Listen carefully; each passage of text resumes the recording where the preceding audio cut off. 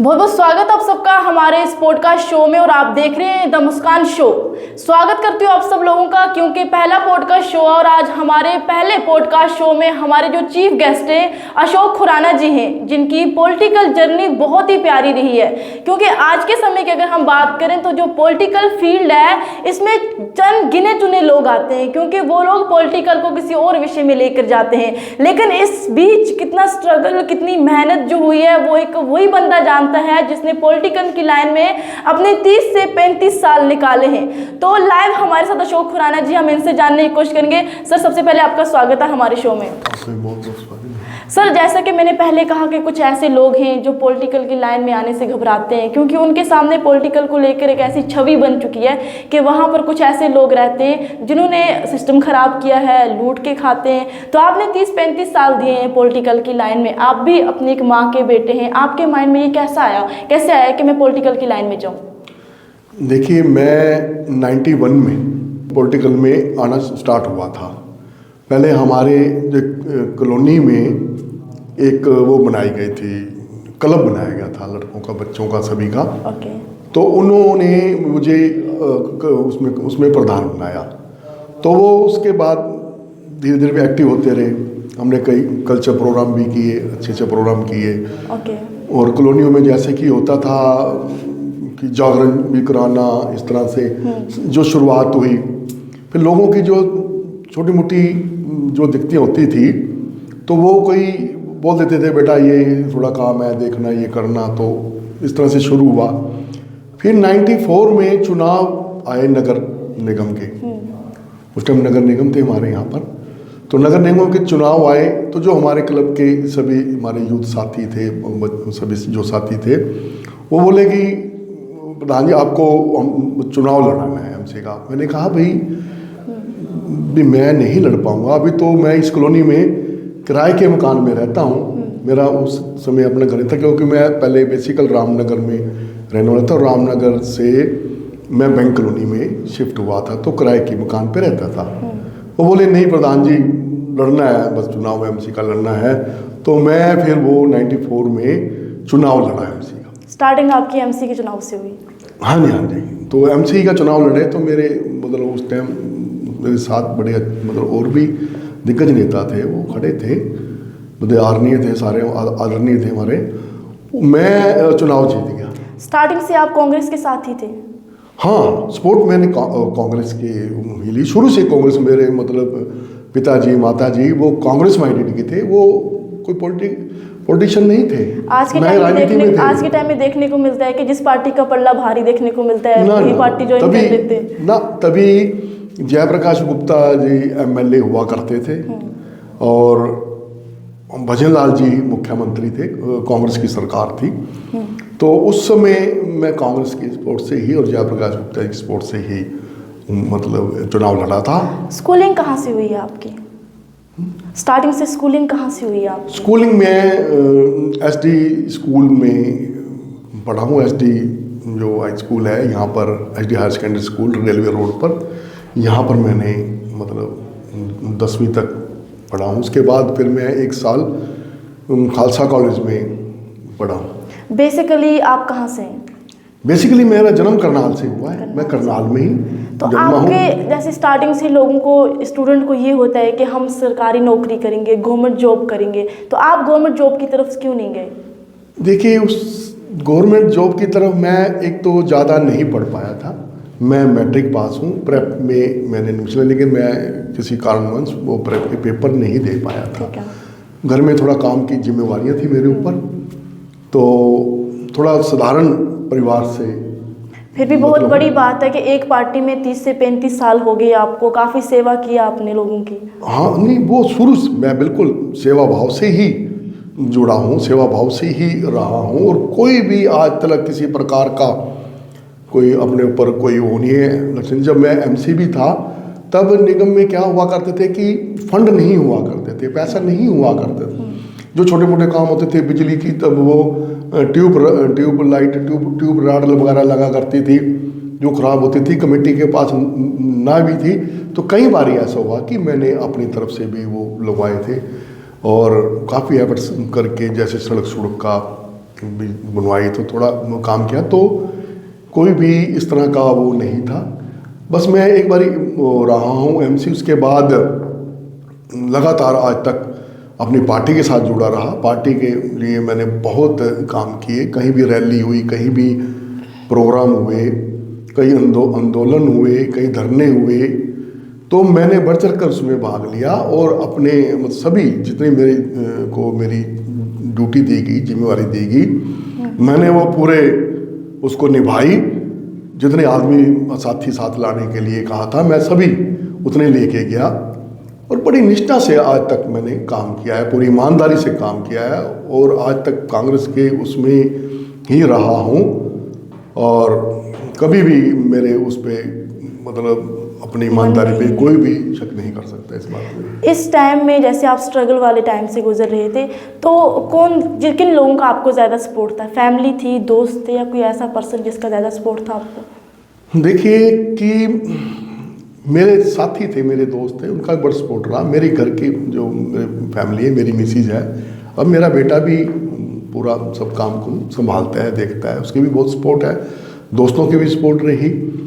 बाकी मैंने आपको पहले बताया कि मेरे पिताजी और वो नहीं हैं, मेरे ब्रदर भी थे, वो भी नहीं हैं, तो साधारण परिवार से मैंने जन्म लिया था। तो मतलब सपोर्ट सभी की, मतलब दोस्तों की, भाइयों की और मेरे परिवार की, मेरे मतलब बच्चों की मेरे को पूरी सपोर्ट मिली, जिससे कि उन्होंने मेरे को, उनका बहुत योगदान रहा।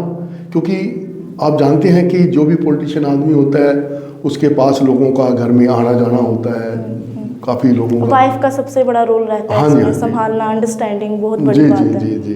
तो वो सब मतलब वो करे।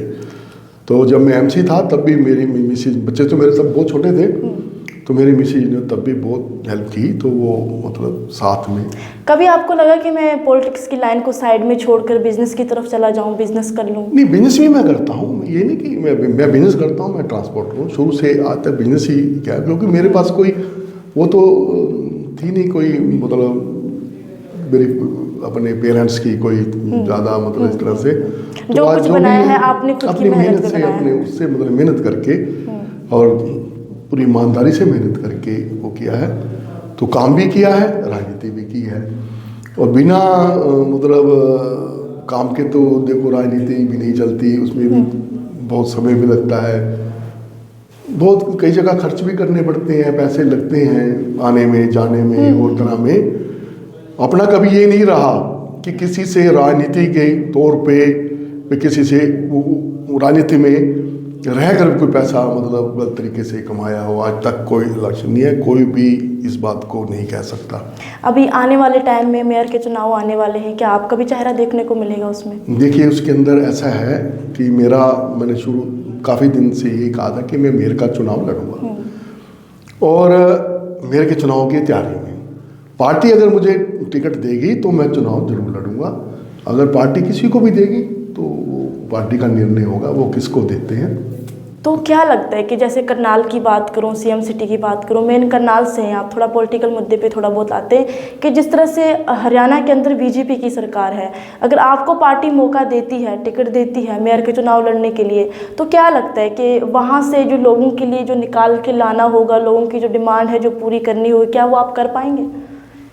देखिए, क्यों नहीं, डिमांड जो बनने के बाद जो कार्य हैं, जो उसमें कार्यशील में उसमें आते हैं, तो वो सारे करेंगे। अगर पार्टी मुझे टिकट देगी, मैं मेयर बनता हूँ, तो सारे कार्य वो लोगों की जो उनकी इच्छाएं हैं, जो लोगों की उम्मीदें हैं, उस पर खरा उतरूँगा मैं, उसमें कोई वो नहीं। और सवाल रहा कि जैसे सरकार अभी मौजूदा तीसरी बारी बीजेपी की बनी है, मानते हैं कि सरकार बीजेपी की बनी, लेकिन प्रदेश में आप देखो कि हरियाणा में जो कांग्रेस का वोट था कोई ज़्यादा फर्क नहीं रहा, सिर्फ 1% से भी कम पे मतलब वोटों का अंतर रहा है। वो बात अलग है कि सरकार वो कांग्रेस की नहीं बनी, वो बीजेपी की बनी है। जैसे अभी इस चुनाव की स्थिति देखते हैं, सबको पता था कि कांग्रेस आएगी, जैसे जितने भी लोग थे जीरो टाइम तक सभी उम्मीद लगा के बैठे थे कि कांग्रेस सरकार बनाएगी। लास्ट टाइम पर जीरो मोमेंट पे ऐसा मोमेंट देखने को मिला कि बीजेपी भारी मोमेंट से जीतने लगी, तो इसमें आप क्या कहना चाहेंगे? देखिए, ये तो जनता के ऊपर है, उन्होंने जो निर्णय लिया, जो बनाया, कहीं ना कहीं हमारी पार्टी में हमारी कोई कमी रह गई होगी या कई कारण है उसमें। कुछ उसमें ईवीएम की जो मशीनें का उसका भी बताते हैं कि उसका भी वो है। तो जो लोगों ने मतलब चुनाव बनाया वो मतलब जनता जनार्दन कहीं ना का कहीं आपके फैसला मुंह है। से कहीं ना कहीं आपके मुंह से ये भी निकल गया कि ईवीएम की थोड़ी बहुत कमी रही होगी, क्योंकि नहीं, कांग्रेस के इतना लोग हमेशा नहीं। निशाना ईवीएम पे साधते हाँ, हैं। ईवीएम पे था, ईवीएम के है, देखो उसमें कोई वो नहीं, एक तरफा चुनाव था, एक तरफा सबको लग रहा था भी कांग्रेस हरियाणा में पूरे बहुमत से आ रही है। क्योंकि पीछे चुनाव जब हुए थे, एमपी के चुनाव हुए हैं, उसके अंदर भी 5 सीटें कांग्रेस को मिली हैं। और उसके अंदर हम हिसाब लगाएं तो 46 विधानसभा पे कांग्रेस आगे थी हरियाणा में, और उसके एमपी के चुनाव में 46 विधानसभा चुनाव आगे थी, तो बिल्कुल था, लहर थी। तो क्या लगता है कि आपको जो बीजेपी का मैनिफेस्टो था, अभी तक ग्राउंड में बीजेपी कहाँ पहुंची है? देखिए अभी तो शुरुआत हुई है, अभी वो कर रहे हैं कोशिश, अभी लगे क्योंकि हुए हैं। हमेशा विपक्ष जो है नज़र रखता है इस चीज़ पे कि कहाँ से क्या हुआ है, बोलने के लिए हमेशा विपक्ष रहता है, तो वो कोई आम इंसान तो आवाज़ उठा नहीं सकता। तो आपकी नज़र में जो उनके मैनिफेस्टो में थे, जो वादे दावे किए गए थे बीजेपी की तरफ से, अभी तक ग्राउंड लेवल पर कितने पूरे हुए?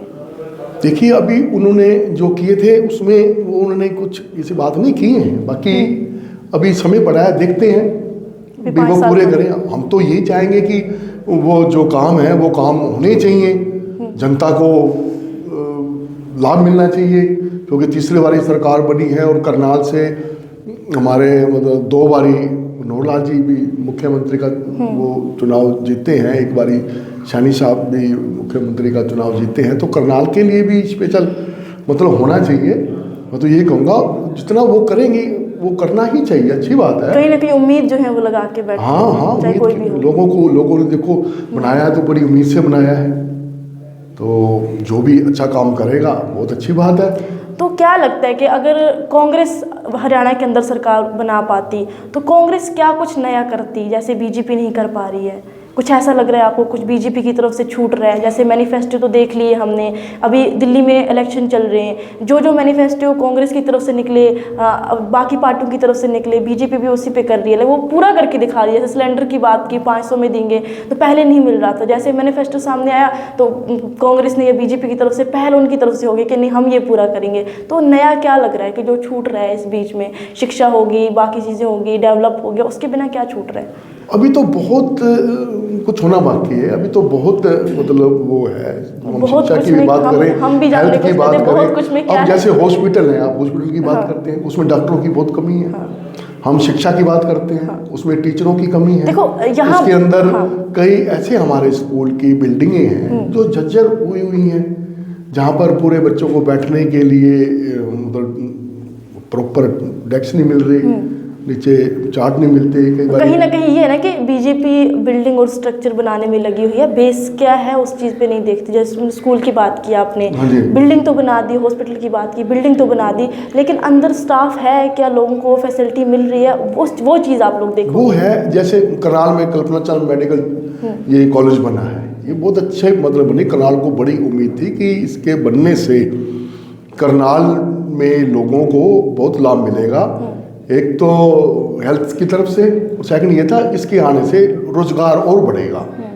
और लेकिन उसमें बिल्डिंग इतनी बहुत बड़ी बनी हुई है, लेकिन वो फैसिलिटी पूरी तरह से नहीं है जो कि होनी चाहिए।